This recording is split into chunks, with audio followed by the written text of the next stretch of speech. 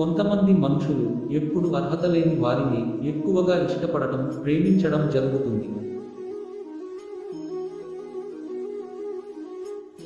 నిజానికి అర్హత లేని వారిని ప్రేమించడం వల్ల కేవలం బాధే ఉంటుంది. అర్హత లేని వారి కోసం బాధపడుతూ ఉంటే వాళ్ళు నిన్ను బానిసగా చూస్తారు. హీనంగా, చులకనగా చూస్తారు, విలువ ఇవ్వరు. నీకు గౌరవం అనేది లభించదు అటువంటి వారి నుండి.